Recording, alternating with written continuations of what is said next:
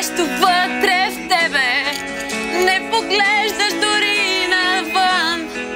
Ще оставиш ли това, за което си мечтал и с години си се борил, път по който си вървял? Някой те сърцето ще поиска ей това, което ти си му отнемал, без дори да си разбрал. Сърцето ще те съди за това, че много